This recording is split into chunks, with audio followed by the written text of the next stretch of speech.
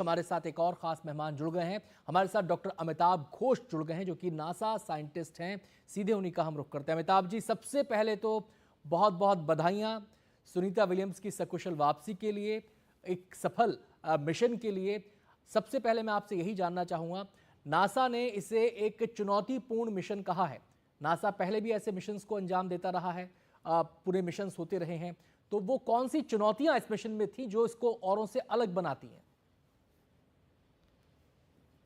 See, I think every mission has some sort of new thing happening, and yahan, see, let's have to go back to 2010. See, NASA का जो space shuttle था उसका retirement हो गया। हाँ, और NASA का कोई own vehicle नहीं रहा, which they will take astronauts to the space station. So what NASA did is they started working with two companies. One is SpaceX, one is Boeing. एक को $2.6 billion दिया, एक को $4 billion दिया. They also invested equal amount of money to develop this vehicle. So it's developing a vehicle is very hard. It took 10 years. 10 साल हो गया. So 10 साल के बाद एक जो SpaceX का जो Crew Dragon that was operational, it's been operational for 5 years. They were trying to make the Boeing Starliner also ji. operational. So इसके सुनीता विलियम्स के पहले Starliner sent a uncrewed vehicle to the space station and back for testing.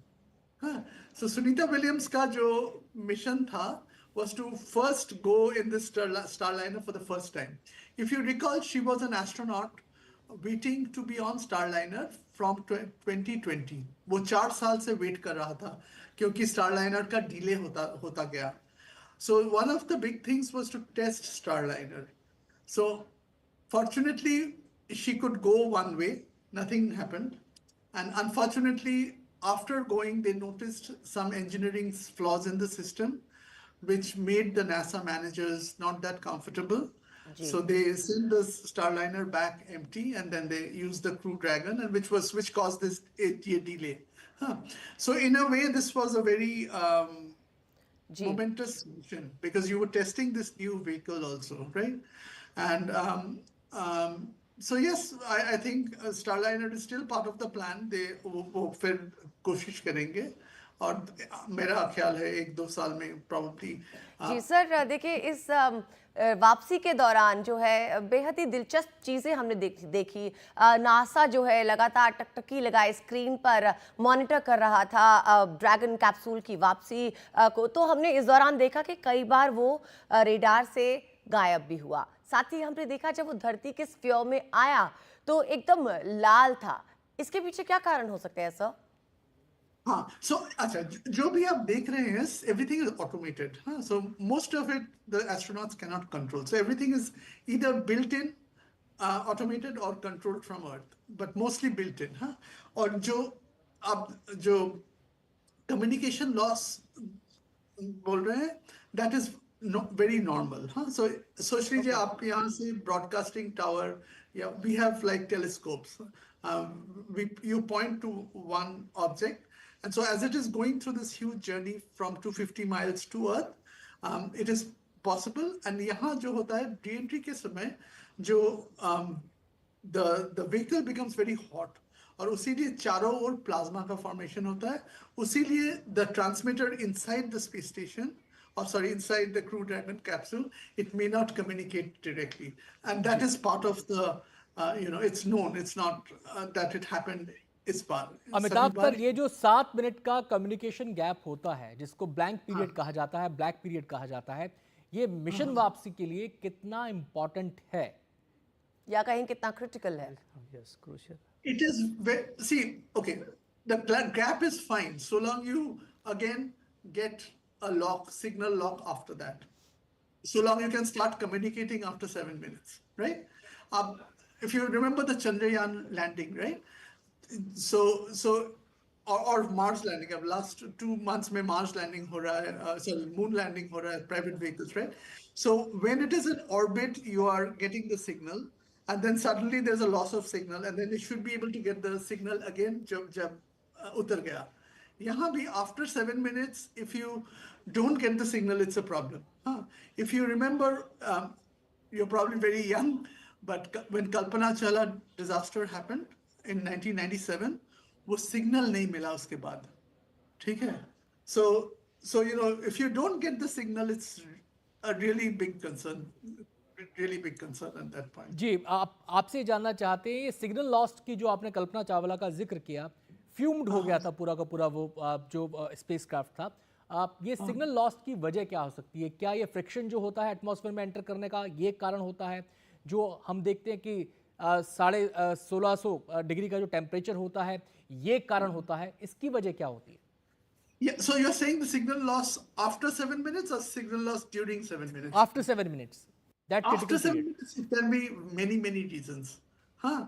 At that point, you don't know. It may be a issue with the communication system. It can be an issue with the power system. Or जो कल्पना चावला का था, you know, the whole vehicle had disintegrated. Ji So you know, or या चंद्रयान में जो हुआ, the vehicle was not fine. It was probably destroyed. So that's why it was not transmitting. But if you remember Chandrayaan-1, initially after it landed, उन्होंने ढूंढा signal. Hey, it is possible that it's like lying in a crater and it's not able to communicate directly. So maybe if you have a different spacecraft which is orbiting the moon at that point, it can perhaps pick up the signal. जी So, right, so it can be, if you don't get a signal after 7 minutes, there can be multiple reasons, but none of them are very good. Understood. Amitabh sir, एक बात समझना चाहूंगी, अब ये बताइए कि सुनीता और बुच विलियम्स जो हैं धरती की सतह पे वापस लौट आए हैं, अब आने वाले महीने या आने वाले दिन उनके लिए फिजिकल लेवल पे और साइकोलॉजिकल लेवल पे किस तरह से चैलेंजिंग रहेंगे? See, it is very challenging. See, imagine you must have known somebody who broke a leg or something. You know, you have to keep the leg in a certain orientation, not move it. And after 2-3 weeks, the leg gets, you know, very weak. The muscle loss happens. यहाँ सोचिए, इतना महीने कोई gravity का challenge नहीं था. So how much muscle loss must have happened, and how much effort you have to, you know, get the muscle loss back. So that is one thing. And then, of course, as you said, the space is also a psychological thing, you know, it's a psychological stress. So imagine being alone in this place, and this, instead of daylight, day night happening every 12 hours, here it's happening every 45 minutes. So all this is a very big change. So she will probably need considerable rehabilitation and adaptation to do simple activities like walking, and then getting adapted to the food. But you know, I think you are all built for that. I mean, because she has the training. It was always known that when she comes back, it's going to take a little while to get acclimatized. जी, अमिताभ जी, आपसे ये जानना चाहते हैं कि आपने एक पूरे process का यहाँ पर जिक्र किया, ये जो रिहैब का पूरा प्रोसेस है, ये कितने दिन में कंप्लीट हो जाता है? क्या ये सबका एक साथ कंप्लीट होगा, या ये पर्सन टू पर्सन वैरी करता है उसकी मेंटल फिजिकल एंड्योरेंस के हिसाब से? Yes, I think it will be probably kuch weeks lagenge, and it depends on the person. You know, like just like you have a fracture and you break a leg, you might be good in 6 weeks, you might be good in 3 weeks. So they will have to swim in the low gravity, swim in the swimming pool to simulate low gravity, and then do a lot of physical therapy. So this is all in Houston. So they have the gym is called Gilruth Center. So we, you know, it's inside Johnson Space Center. So there'll be a lot of, you know, exercises, etc., which will happen. So it will take a little time, and it will require understanding from close ones, etc., etc. But they have been, and she has gone to space before. So, sir, आपसे ये भी जानना चाहते हैं, जो हमारे natural reflexes हैं, mind का जो नेचुरल ऑपरेशन है, जिसको हम डिफॉल्ट एक्टिविटीज कहते हैं अपने माइंड और बॉडी की, क्या वो भी इससे इम्पैक्ट होती हैं?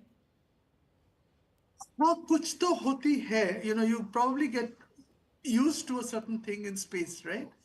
You probably get used to the weightlessness for after a while.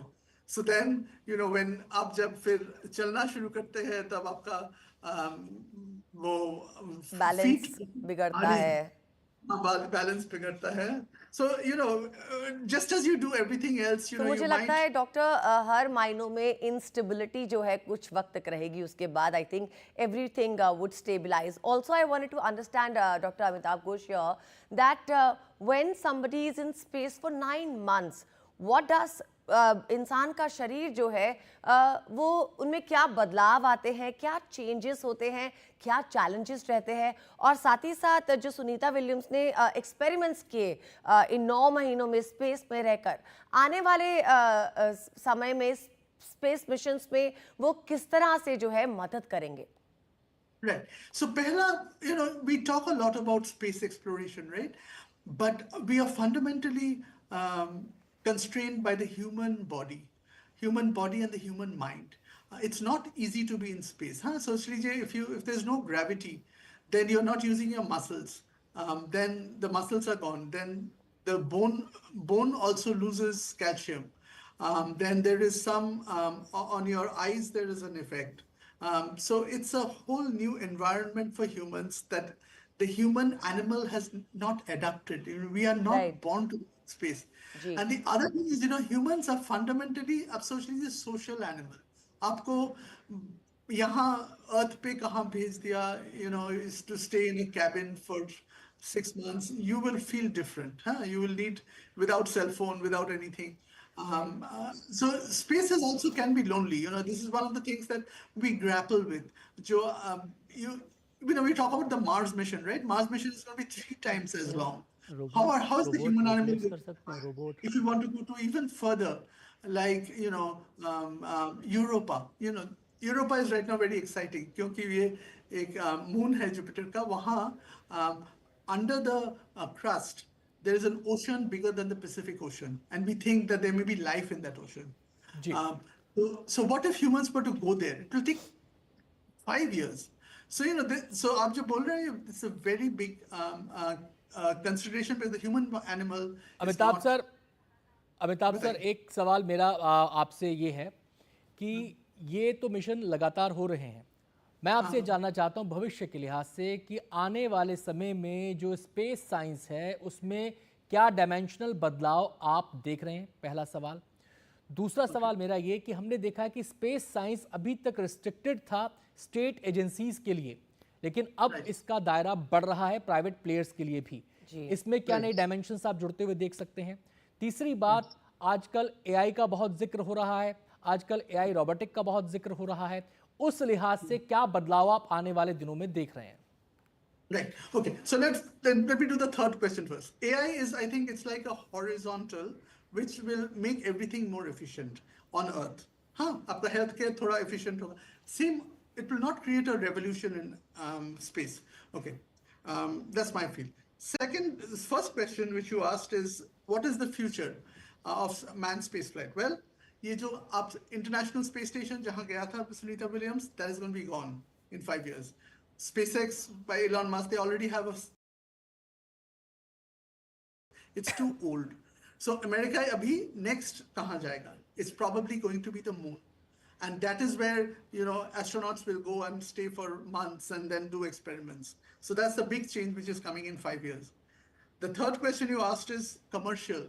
Right. It is increasingly being taken over by commercials. Specifically, what you publicly see is SpaceX, but Jeff Bezos, Blue Origins is not far behind. They are developing exactly the same things. They are developing, just as SpaceX, Starlink develop कर रहे हैं. They are also developing something similar. They're also developing reusable launch vehicles. So you have to think, the time is coming, 10 साल में, 5 साल में, the private market will come in. All these missions that you're seeing, ISRO, NASA, everything is taxpayer funded. जी Private funded अभी.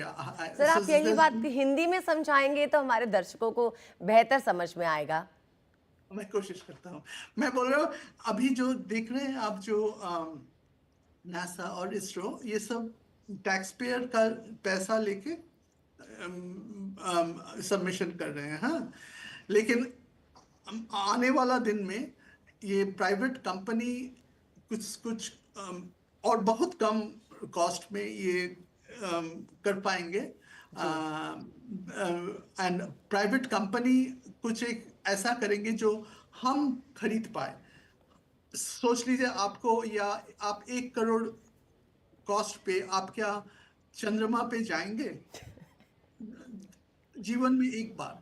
हाँ, सो ऐसा बता रहा हूँ, हमारा जो अमेरिका में हम लाइफ में एक बार डिज्नी वर्ल्ड जाते हैं। हाँ, वो थोड़ा महंगा है लेकिन लाइफ में एक बार जाते हैं। ऐसे क्या कोई अमेरिकन फैमिली और इंडियन फैमिली सोचेगा 10 साल बाद, क्या मैं 1 करोड़ देकर जीवन में एक बार मंगल में जाऊंगा और चंद्रमा में जाऊंगा?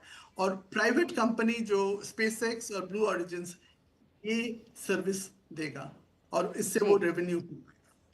जी अमिताभ सर, आपके पास लौटेंगे। हमारे साथ इस वक्त स्टूडियो में डॉक्टर जाकिर हुसैन भी मौजूद हैं। डॉक्टर जाकिर हुसैन, देखिए एक बहुत ही दिलचस्प चीज़ सामने आई इस स्पेस मिशन के दौरान। वो था कि सुनीता विलियम्स ने एक अनोखा रिकॉर्ड बनाया है, 60 घंटे का स्पेस वॉक किया है। ये बहुत ही दिलचस्प किस्सा है, इसके बारे में हम आपसे समझना चाहेंगे। देखिए, स्पेस वॉक अपने आप में एक नया एक्सपीरियंस है। कैसे आप इससे ज़्यादा तो घोष साहब बता सकते हैं, वो तो इससे जुड़े हुए हैं डायरेक्टली। जी। हम तो जो है सेकेंडरी सोर्सेज से पढ़ के बताते हैं। तो इससे उनका एक अनुभव हुआ कि अगर हम फ्यूचर में आगे जाते हैं, चाहे मून का हो चाहे मार्स का हो, उसको बियॉन्ड अगर आदमी को भेजते हैं तो क्या एक्सपीरियंस करता है वो। ये सबसे बड़ा जो एक्सपेरिमेंट उन्होंने किया है, 150 लगभग एक्सपेरिमेंट, ये बहुत बड़ी अचीवमेंट हुई है। अब उसमें कहाँ तक ये हमारे अगले प्रोजेक्ट के लिए कंट्रीब्यूट करेगा, जी एक तो ये है। सर, दूसरा, अमिताभ सर से भी समझ लेते हैं एक बार कि ये मून वॉक आखिर होता क्या है। 60 घंटे तक अगर कोई मून वॉक करता है तो उस दौरान उसका पर्सनल एक्सपीरियंस क्या होता है, उसके मायने क्या है? Right. So moonwalk is spacewalk, right? I mean, outside extravehicular activity outside the space station, right? Huh. So social space station is going around the Earth, huh? Tremendous velocity, and then आप कुछ repair issue, बाहर का कुछ repair करना ऐसा issue है। हाँ, so you are tied by a tether. हाँ, लेकिन क्योंकि आप if you float away in space कुछ हुआ, then you cannot you're lost kind of, right? And then you have to complete the activity. You are exposed, of course, to space, including the cold temperature of space. So you have to be always वो आपका जो भीतर mission control का आदमी उनके साथ coordination चाहिए। So ये बहुत ही चैलेंजिंग बट लेकिन करना पड़ता है। So historically आपको याद होगा हबल स्पेस टेलीस्कोप, उसका रिपेयर हुआ था। So there was some issue with the mirror, I think, or lens. So वो ये spacewalk करके repair करना पड़ा, and it was very tough. So but this has to be done. So Sunita Williams वो उनका रिकॉर्ड है अभी, वो जितना वो अमिताभ सर, हम इस मिशन के बाद, इस मिशन की कामयाबी के बाद तमाम पहलुओं पर बातचीत कर रहे हैं और इसमें से एक पहलू ये भी है जो लोगों के जहन में सवाल आ सकता है कि सुनीता विलियम्स क्या आने वाले समय में और मिशंस पर जा सकती हैं। पहला सवाल ये, क्या इसके लिए वो तैयार हैं या इसके लिए वो तैयार हो पाएंगी। और दूसरा सवाल मेरा ये कि आने वाले समय में जो आपने प्राइवेट पार्टनरशिप की हम बात कर रहे हैं, यहाँ पर हम पहले स्टेट एजेंसीज़ का जो एरिया है वो हम देख रहे हैं कि धीरे धीरे वो कम हो रहा है, लिमिटेड हो रहा है। तो नासा की भूमिका आप आने वाले समय में कैसे देख रहे हैं एक स्टेट एजेंसी के तौर पर? Right. So the first question is, NASA का एक स्पेस एस्ट्रोनॉट कोड है। हाँ, so every year I think 25,000 candidates apply करते हैं, 3 से 6 they get selected. तो इसके बाद सुनीता विलियम्स को ऑफर किया जाएगा नहीं, depends on who else is there and who else wants to go. ये एक थोड़ा स्टाफिंग डिसीजन है, एंड ऑफ कोर्स वो Sunita Williams if she wants to go, so it's a complex decision, so I don't know क्या I mean it's very hard to predict what she wants, right? I mean you have to ask her. और दूसरा जो आपने जवाब, what is NASA का future में क्या role है? नासा का फ्यूचर में role I feel increasingly will be it's a portfolio manager. Portfolio manager माने उनके पास इतना पैसा है और इतना पैसा वो जुपिटर एक्सप्लोरेशन में दे रहे हैं, इतना स्पेस स्टेशन पे दे रहे हैं, इतना ह्यूमन स्पेस फ्लाइट, इतना Mars research, and companies will execute on each of these visions. Companies जैसा स्पेसएक्स, जैसा ब्लू ओरिजिन, उनको जस्ट बताया जाएगा कि आप अभी जो एक प्रोग्राम है, कंपनी को $100 मिलियन दे रहा है, और नासा को चाहिए सिर्फ 10 पत्थरों का विश्लेषण, दैट्स ऑल। जी। हाउ कैसे गए वो सब, कोई कोई अमिताभ सर, मैं अगर इसको थोड़ा सा बहुत आसान भाषा में कहूं तो नासा यानी कि आने वाले दिनों में अपने जो मिशंस हैं उनको आउटसोर्स करने जा रहा है, यही बात आप कहना चाह रहे हैं यस, कंपनी बट को? अब मैं इसको एक सवाल आपसे और करना चाहता हूं, वो ये कि अगर आप मिशन को आउटसोर्स कर रहे हैं तो उसकी डायमेंशंस, उसकी टाइमलाइंस, उसके एसओपीज, उसके डूज, उसके डोंट्स, ये नासा डिसाइड करेगा या फिर वो कंपनियां डिसाइड करेंगी जिनको एग्जीक्यूशन का, जिनको काम आउटसोर्स किया जा रहा है? जो मैं आपको एग्जांपल दिया, मून मिशंस जो हुआ recently, I don't know whether you following Blue Ghost and Intuitive Machines landing last month, वहां NASA doesn't want to do anything, वो सिर्फ वो डेटा चाहिए। हाँ, वो बोल, they don't want to get into involved in any of the processes. But ऐसा mission जो अभी देख रहे हैं वो क्रू ड्रैगन, ये भी प्राइवेट स्पेस है। हाँ, बट यहाँ the decision to use crew Dragon versus Starliner वो जॉइंट डिसीजन है। सो यहाँ NASA is part of the process, but it's still been executed by the private company. जी, आते हैं अमिताभ जी। मेरा एक सवाल आपसे और है चलते चलते, उसके बाद आगे हम अपने कार्यक्रम को बढ़ाएंगे। मेरा सवाल आपसे ये है कि अब हम जो स्पेस, पूरा ये जो साइंस है, इसको हम 3-4 पार्ट्स में देख पा रहे हैं। एक पार्ट इसका जाता है टूरिज्म की तरफ, स्पेस टूरिज्म एक वो हिस्सा है। एक पार्ट इसका जाता है एक्सपेरिमेंट्स की तरफ, की रिसर्च की तरफ, और तीसरा इसका पार्ट है जो समझ में आता है वो है डिफेंस की तरफ। तो आपको क्या लगता है आने वाले दिनों में दुनिया किस तरफ ज़्यादा बढ़ने वाली है? जो स्टेट स्पेस एजेंसीज हैं वो किस तरफ ज़्यादा बढ़ने वाली हैं? जो ये पैसा है स्पेस साइंस को लेकर वो किस तरफ ज़्यादा जाने वाला है? I think space tourism is still, थोड़ा समय लगेगा। सबसे इंटरेस्टिंग डायरेक्शन अभी है, मैं आपको जो बताया, जो आउटर प्लैनेट्स जुपिटर और सैटर्न का सैटेलाइट्स, कुछ सैटेलाइट्स के नीचे, जमीन के 10 किलोमीटर नीचे दिखा जा रहा है, वहाँ ओशन है। कितना बड़ा ओशन? पैसिफिक ओशन से ज्यादा ओशन। और पृथ्वी में life originated on the ocean. Life came out of the ocean just 10% of the time in the past, so 500 million years ago. So that will be the most interesting. और दूसरा, हम Mars में जो देख रहे हैं, मार्स इज बहुत like अर्थ है, and we are seeing biologics on Mars, that means like organic molecules etc. हाँ, ये बहुत इंटरेस्टिंग है। सोच लीजिए, इवन इफ माइक्रोस्कोपिक लाइफ का फॉसिल मिला मार्स में, ये कितना एक्साइटिंग होगा।